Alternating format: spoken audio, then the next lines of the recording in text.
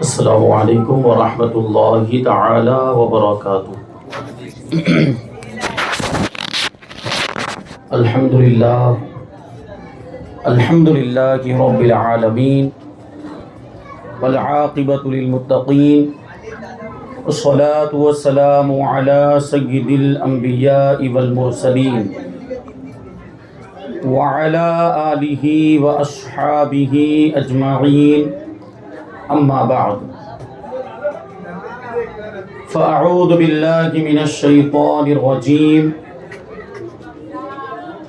بسم اللہ الرحمن الرحیم۔ قل بفضل اللہ وبرحمتہ فبذلک فلیفرحوا هو خیر مما یجمعون۔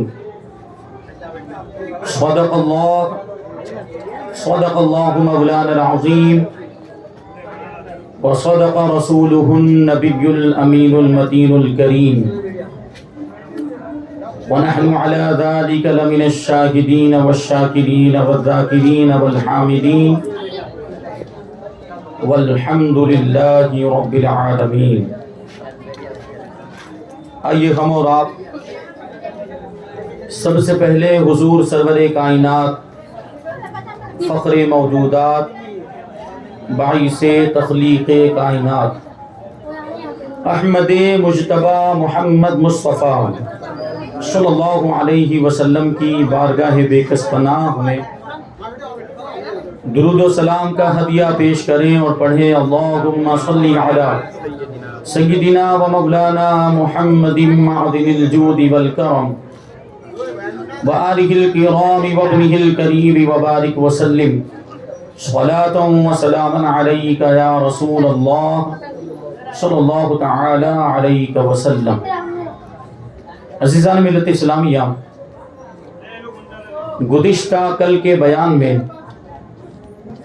یہ بات بیان کی گئی تھی کہ قرآن مجید میں اللہ تبارک و تعالیٰ نے حضور پاک صلی اللہ علیہ وسلم کے حلیہ مبارک، حضور کے جسم کے اعضاء کا ذکر کیا ہے۔ قرآن مجید کے اندر اللہ تبارک و تعالیٰ نے حضور پاک صلی اللہ علیہ وسلم کی بارگاہ کا ادب و احترام بھی سکھایا۔ قرآن مجید میں اللہ تبارک و تعالیٰ نے حضور پاک صلی اللہ علیہ وسلم کے مقام و مرتبے کو بھی بیان کیا۔ اسی قرآن مجید کے اندر اللہ تبارک و تعالیٰ نے حضور کی جان اور حضور کی زندگی کی بھی قسم یاد فرمائی۔ اللہ تبارک و تعالیٰ ارشاد فرماتا ہے، لعمرک انہم لفی سکرتہم یعمہون۔ اے محبوب، آپ کی زندگی کی قسم، اے محبوب آپ کی جان کی قسم کہ بے شک وہ لوگ اپنے نشے میں، یعنی اپنی گمراہی میں سرگرداں ہیں، اپنی گمراہی میں ادھر ادھر بھٹک رہے ہیں، حیران و پریشان ہیں۔ تو اس آیت کریمہ میں آپ دیکھیں تو اللہ تبارک و تعالیٰ نے حضور پاک صلی اللہ علیہ وسلم کی جان کی قسم یاد فرمائی، حضور کی زندگی کی قسم یاد فرمائی۔ حضرت عبداللہ ابن عباس رضی اللہ تعالی عنہما بیان کرتے ہیں کہ اللہ تبارک و تعالیٰ نے حضور پاک صلی اللہ علیہ وسلم کے علاوہ کسی بھی نبی کی جان کی قسم یاد نہیں فرمائی۔ یہ ہمارے نبی کی خصوصیت ہے کہ اللہ تبارک و تعالیٰ نے آپ کی جان کی اور آپ کی زندگی کی قسم یاد فرمائی۔ اور کیوں نہ ہو، کیونکہ حضور پاک صلی اللہ علیہ وسلم ہی کی تو وہ جان ہے، حضور ہی کی تو زندگی ہے، اور حضور ہی کا تو وجود ہے کہ جس کے صدقے میں یہ پوری کائنات وجود میں آئی۔ حضور نہ ہوتے تو کچھ بھی نہ ہوتا، حضور کے صدقے میں یہ پوری کائنات بنی ہے۔ حضور نہ ہوتے تو یہ کائنات نہ ہوتی، یہ چہل پہل نہ ہوتی، یہ انسان نہ ہوتے، یہ مخلوقات نہ ہوتی، جنات نہ ہوتے، حضور نہ ہوتے تو کچھ بھی نہ ہوتا۔ اسی لیے اللہ تبارک و تعالیٰ نے حضور کی جان کی قسم یاد فرمائی۔ اور ایک دوسرے مقام پر اللہ تبارک و تعالیٰ نے حضور کے کلام کی بھی قسم یاد فرمائی، حضور کی گفتگو کی بھی قسم یاد فرمائی۔ اللہ فرماتا ہے وَقِيلِهِ يَا رَبِّ إِنَّ هَؤُلَاءِ قَوْمٌ لَا يُؤْمِنُونَ، محبوب کے فرمانے کی قسم، رسول کے فرمانے کی قسم کہ اے پروردگار یہ لوگ ایسے ہیں جو ایمان لانے والے نہیں ہیں۔ یعنی اللہ کی بارگاہ میں حضور پاک صلی اللہ علیہ وسلم نے دعا کی، اللہ کی بارگاہ میں حضور نے التجا کی کہ یہ لوگ ایسے ہیں جو ایمان نہیں لاتے، یہ لوگ ایسے ہیں جو ایمان لانے والے نہیں ہیں، یہ اسلام کے دامن میں آنے والے نہیں۔ اللہ تبارک و تعالیٰ نے حضور کی اس بات کی قسم بھی قرآن میں یاد فرمائی۔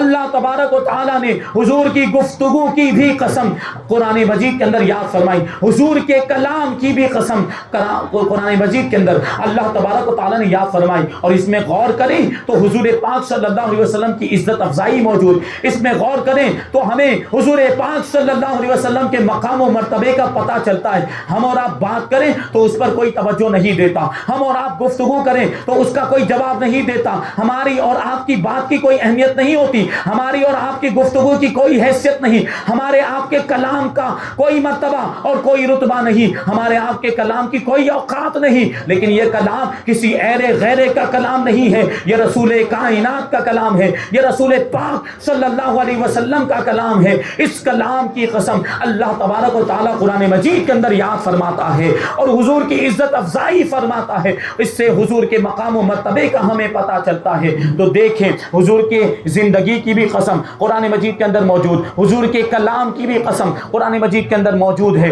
پھر اللہ تبارک و تعالیٰ نے حضور کے شہر مکہ کی بھی قسم یاد فرمائی، بڑی مشہور صورت ہے لا اقسم بہذا البلد وانت حل بہذا البلد، اے محبوب مجھے اس شہر کی قسم کہ اے محبوب آپ اس شہر میں تشریف فرما گئے، مکہ مکرمہ کی قسم اللہ تبارک و تعالیٰ نے یاد فرمائی۔ لیکن مکہ مکرمہ کی قسم اس وجہ سے یاد نہیں فرمائی کہ وہاں پر خانہ کعبہ موجود ہے، مکہ مکرمہ کی قسم اللہ تبارک و تعالیٰ نے اس وجہ سے یاد نہیں فرمائی کہ وہاں پہ صفا اور مروہ ہے، مکہ مکرمہ کی قسم اس وجہ سے یاد نہیں فرمائی کہ اس مکہ مکرمہ کو حضرت اسماعیل سے نسبت ہے، حضرت ابراہیم سے نسبت ہے۔ مکہ مکرمہ کی قسم اگر یاد فرمائی ہے تو اس وجہ سے یاد فرمائی کہ مکہ مکرمہ حضور کی جائے پیدائش ہے، حضور وہاں پر پیدا ہوئے، حضور وہاں پر رہتے تھے ہجرت سے پہلے، حضور کی نسبت کی وجہ سے اللہ تبارک و تعالیٰ نے مکہ مکرمہ کی قسم یاد فرمائی۔ تو تین چیزیں ہو گئی، حضور کے کلام کی بھی قسم، حضور کی جان کی بھی قسم اور حضور کے شہر کی بھی قسم۔ کتنا بڑا مقام و مرتبہ، اسی کو اعلیٰ حضرت رضی اللہ تعالیٰ عنہ شعر کی شکل میں یوں کہتے ہیں کہ وہ خدا نے ہے مرتبہ تجھ کو دیا، نہ کسی کو ملے نہ کسی کو ملا، وہ خدا نے ہے مرتبہ تجھ کو دیا، نہ کسی کو ملے نہ کسی کو ملا، کہ کلام مجید نے کھائی شہاں تیرے شہر و کلام و بقا کی قسم۔ شہر کی بھی قسم ہے، کلام کی بھی قسم ہے اور بقا کی بھی قسم، یعنی حضور کی زندگی کی بھی قسم کلام مجید کے اندر موجود ہے۔ اب یہ بات جو آ گئی، حضور کے شہر کی بات آ گئی، عاشقوں کا معاملہ یہ ہوتا ہے کہ وہ عاشقوں کی بات جو ہے نرالی ہوا کرتی ہے۔ ایک مرتبہ ایک بزرگ سے کسی نے سوال پوچھ دیا کہ مکہ مکرمہ افضل ہے یا مدینہ منورہ افضل ہے۔ ظاہر سی بات بڑا پیچیدہ مسئلہ ہے کہ مکہ مکرمہ کو افضل کہا جائے یا مدینہ منورہ کو افضل کہا جائے۔ سوال پوچھ لیا کہ مدینے کا مرتبہ بڑا ہے یا مکے کا مرتبہ بڑا ہے۔ وہ بزرگ اللہ والے تھے، انہوں نے اپنی جیب سے اپنا بٹوا نکالا اور بٹوا نکالنے کے بعد وہ پرس جو والیٹ ہوتا ہے نکالنے کے بعد وہ سوال کرنے والے نوجوان سے پوچھا کہ بتاؤ یہ بٹوا کتنے کا ہوگا۔ اس زمانے کے اعتبار سے نوجوان نے جواب دیا کہ یہ جو بٹوا ہے یہ 5 روپے کا ہوگا یا 10 روپے کا ہوگا۔ تو بزرگ نے فرمایا کہ ٹھیک ہے، یہ جو بٹوا یہ 5 روپے کا ہے یا 10 روپے کا ہے، لیکن اگر اسی بٹوے کے اندر میں ایک قیمتی ہیرا لگا دوں، ایک قیمتی ہیرے کو اس میں جڑ دیا جائے تو پھر اس کی قیمت کیا ہو جائے گی؟ تو سوال پوچھنے والے نوجوان نے جواب دیا کہ ویسے تو یہ بٹوا 5 روپے کا ہے، لیکن اگر اس میں ہیرا لگا دیا جائے، اگر اس میں قیمتی ہیرے کو جڑ دیا جائے تو اب اس کی قیمت ہزاروں میں ہو جائے گی، کیونکہ اب ہیرا لگ گیا اور ہیرے کے لگنے کی وجہ سے اس کی قیمت میں اضافہ ہو گیا۔ بزرگ نے جواب دیا کہ بالکل یہی مثال بغیر تشبیہ کے اللہ کے رسول صلی اللہ علیہ وسلم کی ہے کہ جب تک حضور پاک صلی اللہ علیہ وسلم مکہ مکرمہ میں تھے تو مکہ مکرمہ افضل تھا، اور جب حضور ہجرت کر کے مدینہ تشریف لائے تو اب مدینہ افضل ہو گیا، کیونکہ ساری فضیلتیں اور ساری برکتیں تو حضور کے قدموں کی وجہ سے ہیں۔ حضور مکے میں رہے تو مکہ افضل، حضور مدینے میں چلے جائیں تو مدینہ افضل ہو جائے۔ یہ حضور کے قدموں کی برکت۔ مدینہ منورہ کو کیا شان مل گئی، مدینہ منورہ کو کیا مرتبہ مل گیا۔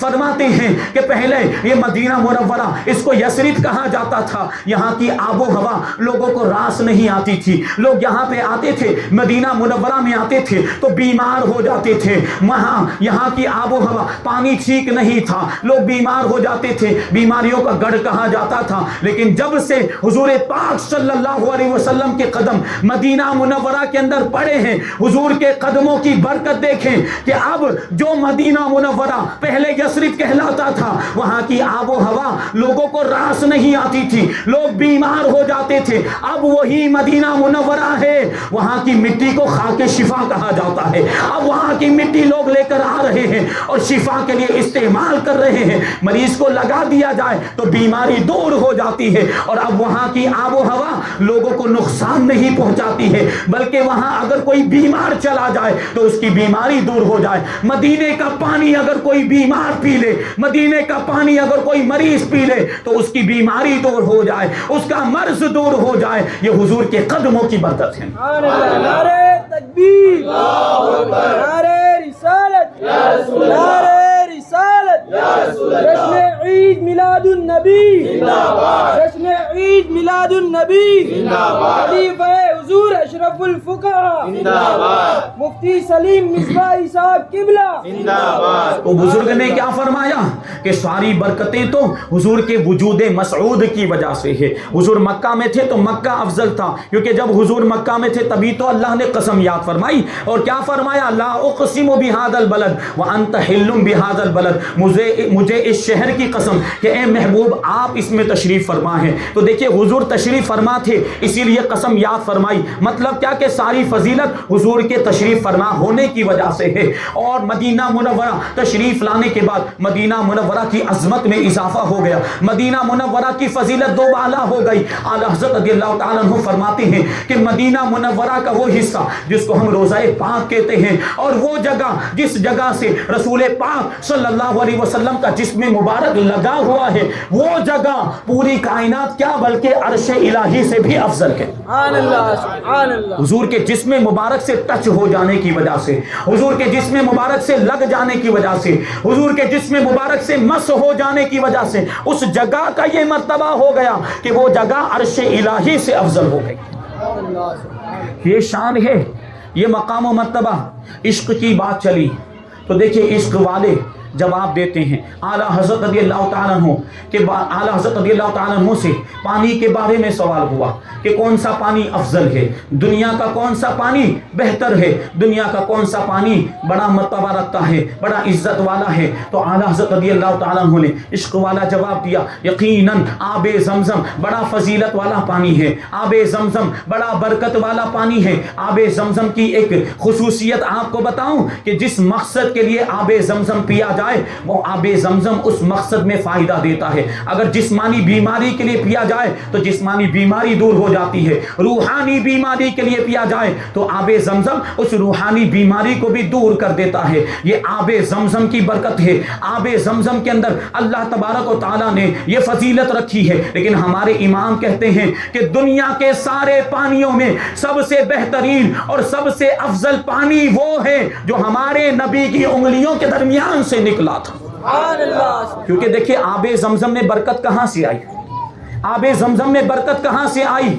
واقعہ آپ کو یاد ہوگا، حضرت ابراہیم علیہ السلام حضرت ہاجرہ رضی اللہ تعالی عنہا کو اور حضرت اسماعیل کو چھوٹے سے دودھ پینے کے زمانے میں مکہ مکرمہ کی سرزمین پر چھوڑ کر چلے گئے تھے۔ پانی جو موجود تھا ایک وقت آیا کہ پانی ختم ہو گیا، جو کھجورے دے کر گئے تھے وہ کھجورے بھی ختم ہو گئی اور ماں کے سینے میں دودھ بھی خشک ہو گیا۔ اب بچے کو پلاتی تو کیا پلاتی، پانی کی تلاش میں ادھر ادھر گھومنے لگے، کبھی صفا پہاڑی پر جاتی، کبھی مروہ پہاڑی پر جاتی تھی۔ حضرت ہاجرہ رضی اللہ اللہ تعالی عنہا اور اپنے بچے کی فکر لاحق رہتی کہ بچے کو پانی کہاں سے پلایا جائے، پانی کا انتظام کیسے ہوگا، حیران و پریشان ہو کر جب کہیں بھی پانی نہیں ملا واپس آئی تو کیا دیکھتی ہیں کہ حضرت اسماعیل علیہ السلام کے ایڑی رگڑنے کی وجہ سے زمین سے پانی کا چشمہ جاری ہو گیا۔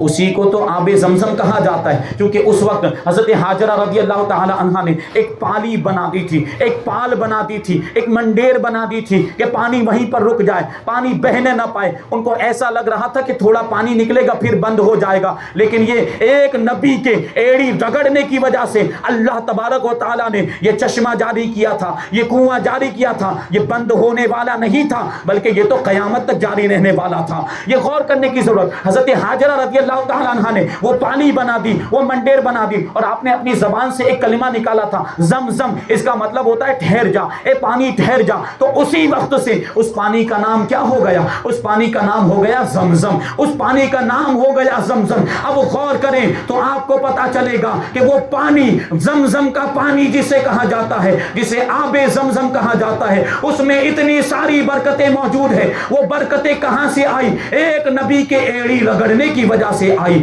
تو غور کریں تو پتا چلے گا کہ وہ پانی جو تھا، آب زمزم جو پانی، وہ حضرت اسماعیل علیہ السلام کی ایڑی سے نکلا نہیں تھا، آپ کے جسم سے نہیں نکلا تھا، پانی تو زمین ہی میں سے نکلا تھا، لیکن نسبت ہو گئی حضرت ابراہیم کی، حضرت اسماعیل کی ایڑی سے اس کو نسبت ہو گئی۔ اسی نسبت کی وجہ سے یہ فضیلت اس کے اندر آ گئی۔ حضرت اسماعیل کی ایڑی سے نسبت ہو جانے کی وجہ سے اس کے اندر یہ سارا فیض آ گیا اور یہ ساری برکتیں آ گئی۔ تو وہاں تو نبی کے جسم سے پانی نکلا بھی نہیں تھا، وہاں پانی زمین ہی سے نکلا تھا، لیکن یہاں ہمارے آقا کی شان یہ ہے زمین سے پانی نہیں نکل رہا، حضور کے جسم مبارک سے پانی نکل رہا ہے۔ اور حضور کی شان یہ، حضرت اسماعیل اللہ کے نبی، اللہ کے مقبول بندے ہیں، لیکن ہمارے آقا تو سارے نبیوں کے سردار ہیں، ہمارے آقا تو رسولوں کے بھی امام ہیں، ہمارے آقا تو رسولوں کے بھی سردار ہیں۔ وہاں پانی زمین سے نکلا تھا، ایڑی سے نسبت ہو جانے کی وجہ سے برکت آ گئی۔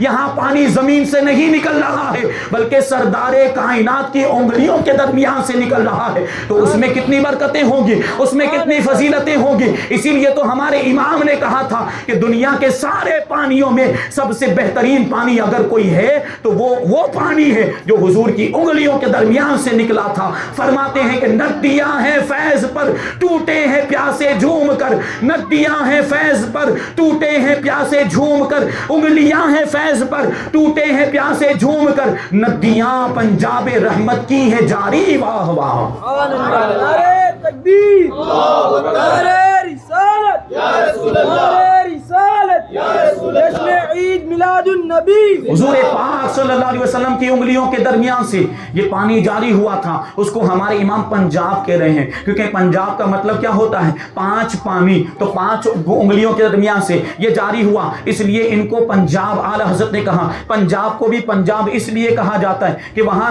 پانچ ندیاں آ کر ملتی ہیں۔ حضور پاک صلی اللہ علیہ وسلم کی مبارک انگلیوں سے نکلنے والا پانی ہمارے امام کہتے ہیں کہ سب سے بہترین پانی ہے۔ صلح حدیبیہ کے موقع پر جب میدان حدیبیہ میں سب لوگ حاضر تھے، صحابہ کرام حاضر تھے، اللہ کے رسول صلی اللہ علیہ وسلم بھی تشریف فرما ہیں۔ اب کیا ہوا کہ کفار مکہ نے حضور پاک صلی اللہ علیہ وسلم کو مکہ مکرمہ میں داخل ہونے سے روک دیا، صحابہ کرام کو روک دیا، کیونکہ ان کو خوف لاحق ہو گیا تھا کہ مسلمان جنگ کرنے کے لیے آئے ہیں، لڑنے کے لیے آئے ہیں، کہیں مکہ پر قبضہ نہ کر لیں، جبکہ مسلمان تو عمرہ کرنے کے ارادے سے آئے تھے، ہتھیار بھی ساتھ میں لے کر نہیں آئے تھے، جنگ کی کوئی تیاری نہیں، کوئی ساز و سامان لے کر نہیں آئے تھے، عمرے کے ارادے سے آئے تھے، لیکن بدبخت کفار نے صحابہ کرام کو بھی روک دیا، حضور پاک صلی اللہ علیہ وسلم کو بھی روک دیا۔ اسی میدان کے اندر جب صحابہ کرام تشریف فرما، حضور بھی تشریف فرما، پانی ختم ہو گیا تھا۔ اس وقت صحابہ کرام اللہ کے رسول صلی اللہ علیہ وسلم کی بارگاہ میں حاضر ہوئے اور پانی کے ختم ہو جانے کی بات حضور کی بارگاہ میں عرض کی کہ حضور لشکر میں پانی ختم ہو گیا، جانوروں کو پلانے کے لیے بھی پانی نہیں، حضور غسل کرنے کے لیے بھی پانی نہیں، اور پینے کے لیے بھی پانی نہیں۔ اللہ کے رسول نے ارشاد فرمایا کہ مشکیزوں کے اندر اور برتنوں کے اندر جو کچھ بھی پانی بچا ہوا ہو اس کو ایک برتن میں جمع کیا جائے۔ صحابہ کرام نے مشکیزوں کو جھاڑ جھاڑ کر برتنوں کو خالی کیا اور برتنوں کو جھاڑ کر ایک برتن کے اندر سارا پانی جمع کیا۔ تھوڑا سا پانی جمع ہوا تھا، اللہ کے رسول کی بارگاہ میں پیش کیا۔ اللہ کے رسول صلی اللہ علیہ وسلم نے وہ جمع کیے ہوئے پانی کے اندر اپنا دست مبارک رکھ دیا۔ تو صحابہ کرام بیان کرتے ہیں صحابہ کرام کتنے خوش نصیب ہیں، اپنے ماتھے کی آنکھوں سے حضور کا یہ معجزہ انہوں نے دیکھا تھا۔ اس حضور پاک صلی اللہ علیہ وسلم نے اس برتن کے اندر اپنا دست مبارک رکھ دیا۔ اب حضور کی گھائیوں سے یہ انگلیوں کے درمیان والا جو حصہ ہے یہاں سے پانی کے چشمے جاری ہو گئے اور حضور نے ارشاد فرمایا کہ جتنا پانی پینا ہے پی لو، برتنوں کو بھرنا ہے بھر لو اور جانوروں کو پلانا ہے پلا دو۔ اور حضور پاک صلی اللہ علیہ وسلم کے اس ارشاد پر صحابہ کرام نے اپنے سارے برتن بھر لیے، اپنے سارے مشکیزیں بھر لیے، جانوروں کو بھی پلا دیا، وضو بھی کر لیا، غسل بھی کر لیا۔ حضرت جابر ابن عبداللہ رضی اللہ تعالیٰ عنہ اس حدیث، حضرت جابر ابن سمرہ غالباً اس حدیث کے راوی ہیں، پوچھنے والے نے حضرت جابر سے پوچھا کہ آپ لوگ اس وقت کتنے تھے؟ تو حضرت جابر نے جواب دیا کہ اس وقت ہم 1500 کی تعداد میں تھے یا 1600 کی تعداد میں تھے۔ لیکن حضرت جابر جواب دیتے ہیں کہ اگر ہم اس وقت 1,00,000 کی تعداد میں بھی ہوتے، غالباً یہی تعداد انہوں نے ذکر کی کہ اگر ہم اس وقت 1,00,000 کی تعداد میں ہوتے تب بھی وہ پانی ہمارے لیے کافی ہو جاتا۔ اللہ اکبر، نعرہ رسالت یا رسول اللہ، جشن عید میلاد النبی زندہ باد۔ یہ حضور پاک صلی اللہ علیہ وسلم کی انگلیوں کا معجزہ۔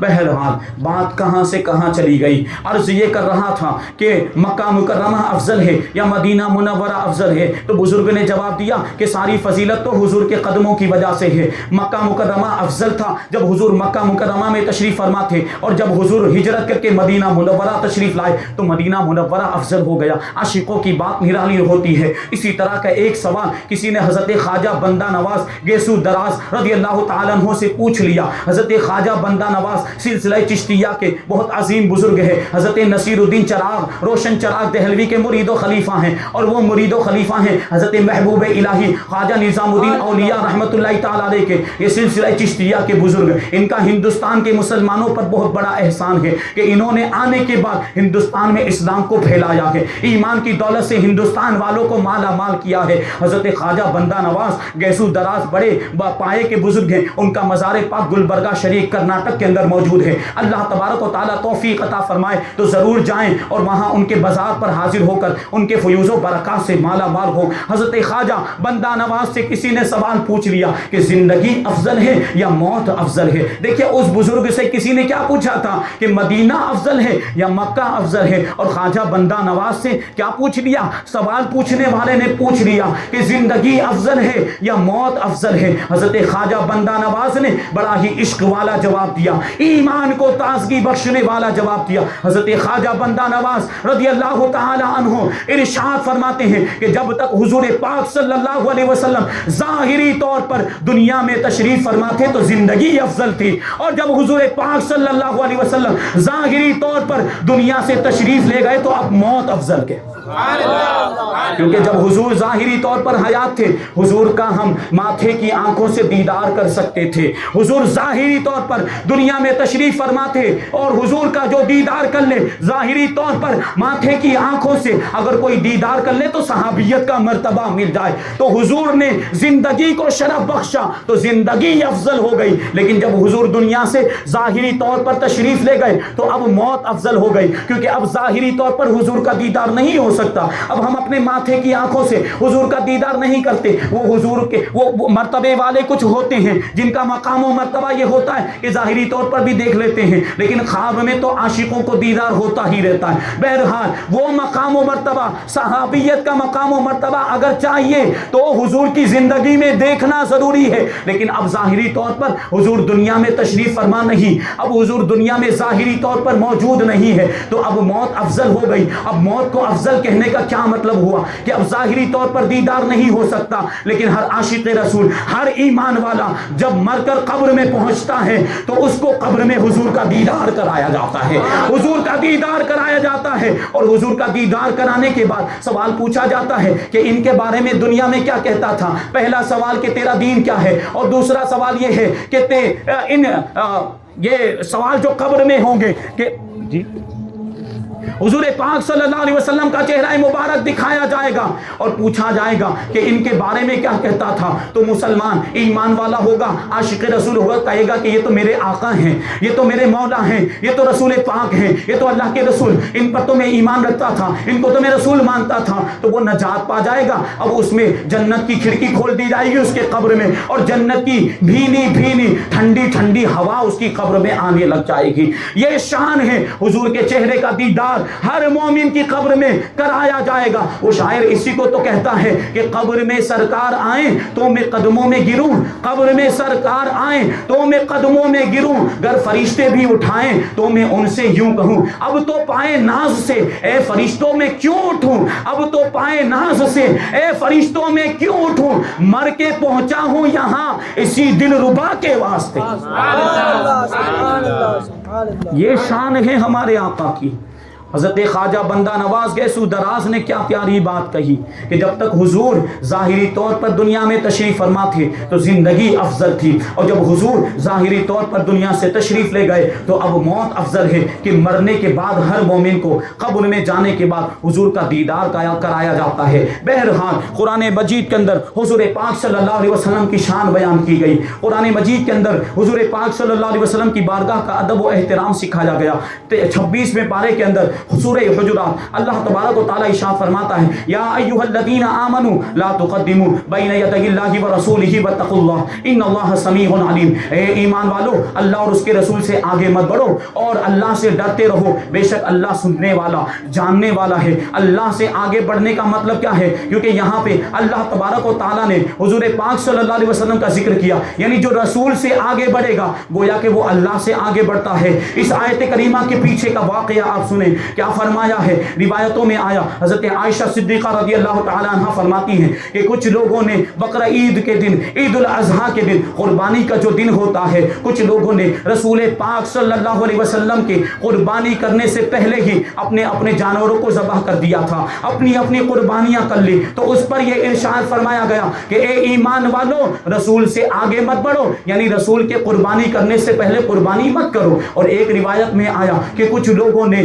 حضور پاک صلی اللہ علیہ وسلم کے روزہ رکھنے سے پہلے ہی روزہ رکھنا شروع کر دیا تھا, یعنی رمضان المبارک شروع ہونے سے پہلے ہی لوگوں نے شعبان کے آخری دن ہی روزہ رکھنا شروع کر دیا. تو اس پر فرمایا گیا کہ نبی سے آگے مت بڑھو, رسول سے آگے مت بڑھو, رسول کی پیروی کرو, جو رسول کر رہے ہیں ویسا ہی کرو. رسول کی تعظیم تم پر لازم ہے, رسول کا ادب و احترام تم پر لازم ہے, رسول کی اتباع تم پر لازم ہے. حضور جو حکم دیں اس پر عمل کرو, اور جس سے منع کر دیں اس چیز سے رک جاؤ. یہ حضور کا مقام و مرتبہ اس آیت کریمہ کے اندر بیان کیا گیا. حضرت حکیم الامت مفتی احمد یار خان نعیمی رضی اللہ تعالی عنہ فرماتے ہیں کہ اگرچہ یہ آیت کریمہ ایک مخصوص واقعے کے لیے نازل ہوئی, ایک خاص موقع پر نازل ہوئی, قربانی پہلے کر لی تھی ان کے بارے میں نازل ہوئی, یا پہلے سے روزہ رکھنا شروع کر لیا تھا, اگرچہ اس کے بارے میں یہ آیت کریمہ نازل ہوئی, لیکن اس کا جو حکم ہے وہ عام ہے, اس کا جو حکم ہے وہ ہر چیز کو شامل ہے. یعنی اس کا مطلب کیا ہے کہ اگر رسول پاک صلی اللہ علیہ وسلم راستہ چل رہے ہوں تو چلنے میں بھی حضور کے آگے نہیں بڑھنا چاہیے. اگر حضور کھانا تناول فرما رہے ہوں تو حضور سے پہلے لقمہ نہیں اٹھانا چاہیے. حضور اگر کسی چیز کا حکم دے تو اس کی تعمیل کرنی چاہیے, اس پر عمل کرنا چاہیے. یعنی ہر حکم میں اور ہر چیز میں حضور سے آگے نہیں بڑھنا چاہیے. یہ حکم اللہ تبارک و تعالیٰ نے قرآن مجید میں ہمیں دیا, اور بارگاہ رسالت کا یہ ادب قرآن مجید ہمیں سکھاتا ہے. اس کے بعد والی آیت کریمہ اللہ تعالیٰ ارشاد فرماتا ہے یا ایھا الذین آمنوا لا ترفعوا اصواتکم فوق صوت النبی ولا تجہروا له بالقول کجہر بعضکم لبعض ان تحبط اعمالکم وانتم لا تشعرون. کہ اے ایمان والو, نبی کی آواز پر اپنی آواز کو بلند مت کرو, اور خبردار نبی کی بارگاہ میں چلا کر بات مت کرنا جس طریقے سے آپس میں ایک دوسرے سے چلا کر بات کیا کرتے ہو کہ کہیں تمہارے اعمال برباد ہو جائیں اور تمہیں اس کا شعور بھی نہ ہو. پتہ کیا چلا کہ نبی کی بارگاہ بارگاہ میں بے ادبی کرنے کی وجہ سے, گستاخی کی وجہ سے اعمال برباد ہو جاتے ہیں, نمازیں اور عبادتیں برباد ہو جاتی ہیں. یہ ہمارے مخالفین کیسی نمازیں پڑھتے ہیں, اور ان کی نمازیں دیکھ کر ہمارا سنی بھائی اپنے آپ کو حقیر سمجھنے لگ جاتا ہے کہ ہم تو کیا نماز پڑھتے, نماز تو یہ پڑھتے ہیں. اور یہ ایسے روزے رکھتے ہیں کہ ہم اپنے روزوں کو ان کے روزوں کے سامنے حقیر سمجھنے لگ جائیں. لیکن حضور کی شان میں گستاخی کی, حضور کی شان میں بے ادبی کی, ان کے اعمال کچھ بھی نہیں کام آئیں گے. ان کی نمازیں میدان محشر میں ان کے منہ پر مار دی جائیں گی, ان کے روزے ان کے منہ پر مار دیے جائیں گے, کیونکہ جب کوئی حضور کا نہیں ہوا وہ رب کا نہیں ہو سکتا. جو حضور کی شان میں گستاخی کرے وہ ہرگز ہرگز ایمان والا نہیں ہے, وہ جہنم میں جائے گا اور وہ جہنم میں سڑتا رہے گا. اس کے اعمال کام نہیں آئیں گے, اس کی نمازیں کام نہیں آئیں گی, اس کے روزے کام نہیں آئیں گے, اس کی عبادت کام نہیں آئے گی. میدان محشر میں قیامت کے دن اگر کچھ کام آئے گا تو عشق رسول کام آئے گا, حضور کی محبت کام آئے گی. نعرہ تکبیر, اللہ اکبر, نعرہ رسالت, یا رسول اللہ, رسالت, یا رسول اللہ. جشن عید میلاد النبی زندہ باد, جشن عید میلاد النبی زندہ باد. خلیفہ حضور اشرف الفقہا زندہ باد, خلیفہ حضور اشرف الفقہا زندہ باد. مفتی سورت زندہ باد, مفتی سورت زندہ باد. مفتی سلیم مصباح صاحب قبلہ زندہ باد. تو اس آیت کریمہ میں غور کریں تو اللہ تبارک و تعالیٰ نے حضور کی بارگاہ کا ادب سکھایا کہ حضور کی بارگاہ میں کیسے بات کرنی ہے. اور یہ آیت کریمہ حضور کی زندگی کے ساتھ خاص نہیں ہے, بلکہ یہ آیت کریمہ آج بھی اس کا حکم عام ہے. یعنی اگر آج بھی ہم حضور کے روزے پر حاضر ہوں تو اسی انداز میں ہمیں بات کرنی ہے. یعنی آواز بلند, بلکہ بات کرنی ہی کیوں ہے, ہم حضور کی بارگاہ میں پہنچے, کیا بات کرنے کے لیے پہنچے ہیں؟ سنہری جالیوں کے سامنے پہنچے. عاشق رسول تو بے خود ہو جاتا ہے, عاشق رسول تو مست ہو جاتا ہے, وہ تصورات کی دنیا میں چلا جاتا ہے. اس کے سامنے حضور کا زمانہ آ جاتا ہے, اس کے سامنے حضور کی محفل آ جاتی ہے, اس کے ذہن میں وہ صحابہ کرام کا جرم اٹھا جاتا ہے. صحابہ کرام جو حضور کی بارگاہ میں بیٹھا کرتے تھے تو وہ منظر اس کے سامنے, اس کی نگاہوں کے سامنے پھر جاتا. وہاں باتیں نہیں کرتے, عاشق رسول وہاں پہ گفتگو نہیں کیا کرتے. لیکن آج کا معاملہ یہ ہو گیا کہ آج لوگ وہاں جاتے ہیں, اللہ تعالیٰ ان کو توفیق دیتا ہے تو لوگ پہنچ جاتے ہیں, بڑے بڑے مالدار بھی ہوتے ہیں لیکن ان کو جانا نصیب نہیں ہوتا. اللہ تعالیٰ عاشقوں کو حاضری نصیب فرماتا ہے. یہ نصیب کی بات ہوتی, لیکن اس کے باوجود کچھ بے ادب قسم کے لوگ, کچھ ایسے ناہنجار اور جاہل قسم کے لوگ سنہری جالیوں کے سامنے مواجہہ شریف کے اندر بھی زور زور سے باتیں کرتے ہوئے نظر آتے. ہم نے دیکھا کہ بہت سے لوگ موبائل پر باتیں کرتے اور موبائل پر چلا کر باتیں کرتے, اور وہاں پہ وہ سیلفیاں لیتے ہیں, وہاں پہ ویڈیو بنا رہے ہیں اور ویڈیو کالنگ ہو رہی ہے, اور ویڈیو کالنگ پہ اپنے گھر والوں سے باتیں کرتے ہیں. ارے نادان, یہ کون سی بارگاہ میں حاضر ہوا, وہ تو دیکھ یہ کس کی بارگاہ ہے, یہ رسول کائنات کی بارگاہ ہے. اور یہ وہ بارگاہ ہے کہ بایزید بستامی اور جنید بغدادی جیسے لوگ جب اس بارگاہ میں حاضر ہوتے ہیں تو وہ سانس بھی نہیں لیتے, وہ سانس بھی روک لیا کرتے ہیں کہ کہیں ہم سانس لیں گے تو سانس کی آواز پیدا ہوگی, اور اس کی وجہ سے حضور کی بارگاہ میں کوئی بے ادبی نہ ہو جائے, کوئی گستاخی نہ ہو جائے. شاعر کہتے ہیں ادب گاہست زیر آسماں از عرش نازک تر, از ادب گاہست زیر آسماں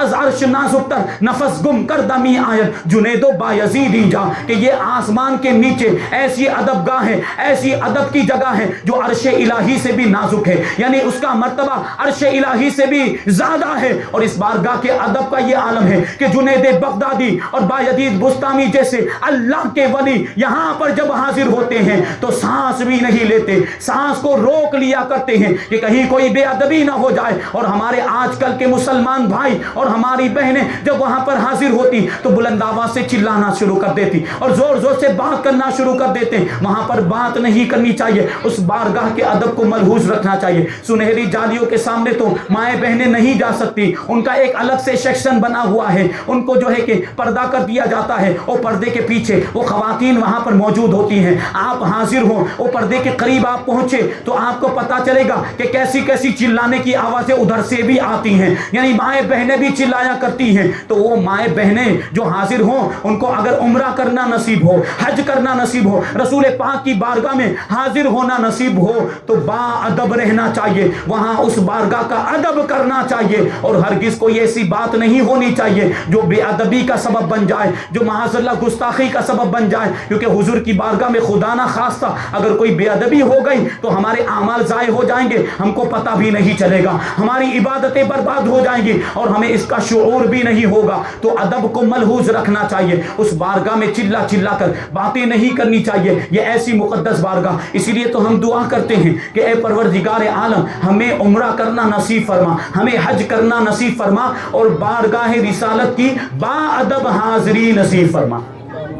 حاضری تو ہے, حاضری تو وہ گستاخ بھی دیتے ہیں, حاضری تو مخالفین بھی دیتے ہیں, لیکن عشق والے با ادب حاضری دیا کرتے ہیں, محبت کرنے والے ادب کے ساتھ حاضر ہوا کرتے ہیں. تو جب بھی دعا کریں تو یہ دعا بھی شامل کر لیں کہ اے پروردگار جب روزہ رسول پر حاضری نصیب فرما تو با ادب حاضری نصیب فرما, ادب والی حاضری. بہرحال حضور کی بارگاہ کا ادب سکھایا گیا کہ بلند آواز سے بات نہیں کرنی اور چلا کر باتیں نہیں کرنی. حضرت ثابت ابن قیس ابن شماس رضی اللہ تعالیٰ عنہ صحابی رسول ہیں, آپ کے کان میں یہ کمزوری تھی, قوت سماعت کے اندر ثقالت تھی, یعنی اونچا سنتے تھے, کمزوری کی وجہ سے اونچا سنتے. اور آپ جانتے ہیں کہ جو اونچا سنتا ہے جب وہ بولتا ہے تو وہ بولتا بھی اونچا ہی ہے, وہ اونچا ہی بولا کرتا ہے. تو آپ کی آواز آپ کی اس مجبوری کی وجہ سے بلند ہو جاتی تھی. رسول کی بارگاہ میں آپ اونچا بولا کرتے تھے. جب یہ آیت کریمہ نازل ہوئی تو حضرت ثابت ابن قیس ابن شماس رضی اللہ تعالیٰ عنہ کہنے لگے کہ میں تو ہلاک ہو گیا, یہ آیت کریمہ میرے بارے میں ہی نازل ہو گئی کیونکہ میری آواز حضور کی بارگاہ میں بلند ہو جاتی,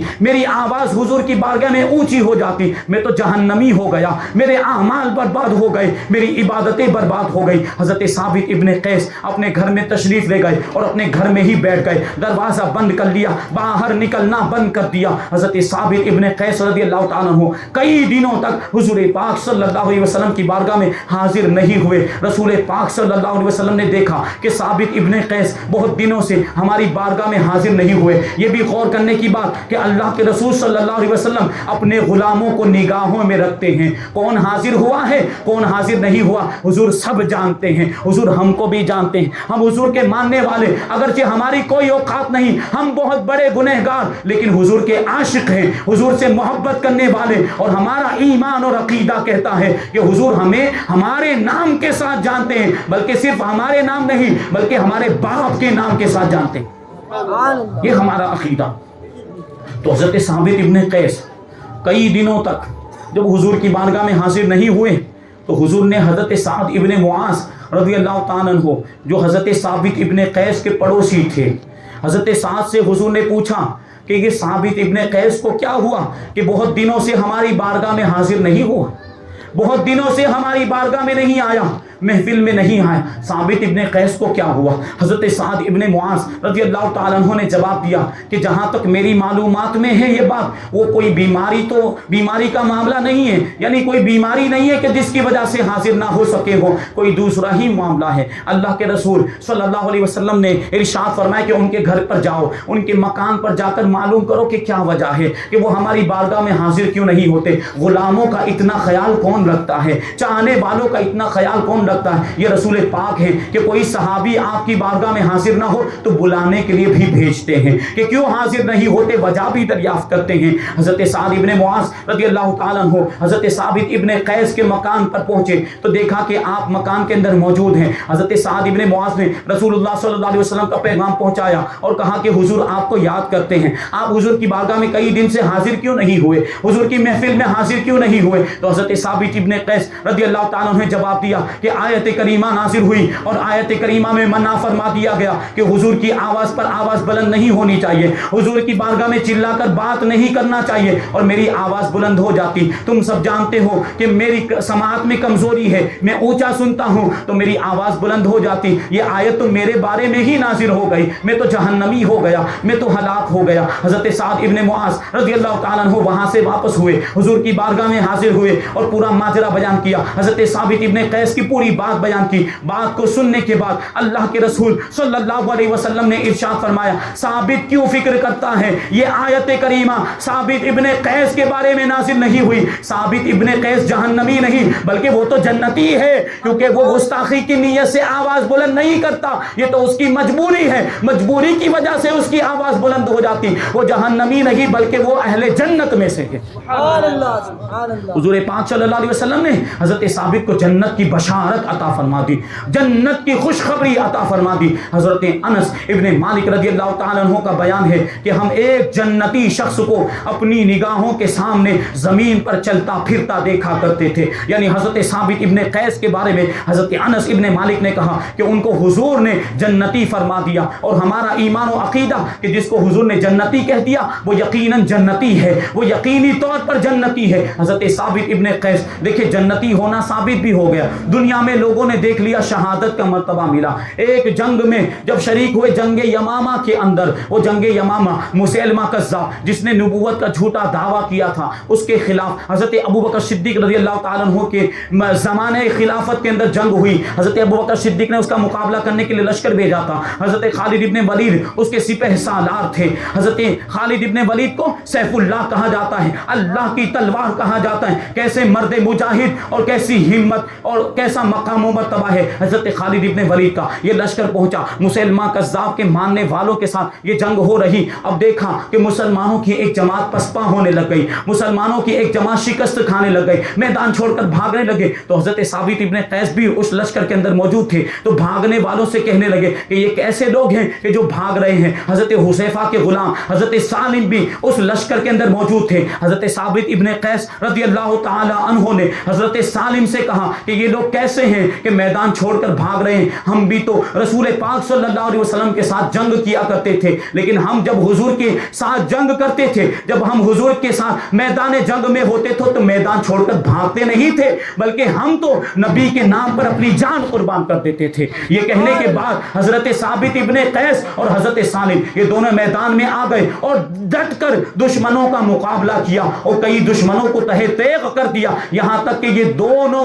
دونوں بزرگ حضرت سالم اور حضرت ثابت ابن قیس یہ شہادت کے جام سے سرفراز ہو گئے۔ ان دونوں نے شہادت کا جام نوش فرما لیا، شہید ہو گئے۔ اور شہید کا مرتبہ آپ جانتے ہیں کہ شہید کے بارے میں قرآن مجید میں اللہ تعالیٰ کیا ارشاد فرماتا ہے، وَلَا تَقُولُوا لِمَنْ يُقْتَلُ فِي سَبِيلِ اللَّهِ أَمْوَاتٌ بَلْ أَحْيَاءٌ وَلَٰكِن لَّا تَشْعُرُونَ، کہ جو اللہ کی راہ میں شہید کر دیے جائیں ان کو مردہ نہ کہو بلکہ وہ زندہ ہیں، تم کو ان کی زندگی کا شعور نہیں۔ اب کیسی زندگی، یہ غور کرنے کی بات۔ حضرت ثابت ابن قیس ابن شماس جب شہید ہو گئے تو ایک صحابی رسول نے حضرت ثابت ابن قیس کو خواب میں دیکھا۔ حضرت ثابت ابن قیس نے خواب میں کیا ارشاد فرمایا، صحابی رسول سے کہتے ہیں کہ میری جو زرہ ہے ایک دشمن نے اس زرہ کو چھین لیا۔ میری جو زرہ مطلب جو جنگ میں جو لباس پہنا جاتا ہے، لوہے کا لباس جو سینے پر پہنا جاتا ہے۔ حضرت ثابت ابن قیس دیکھیے خواب میں شہادت ہو چکی ہے، دنیا سے ظاہری طور پر تشریف لے جا چکے، لیکن خواب میں صحابی رسول کو کیا فرما رہے ہیں،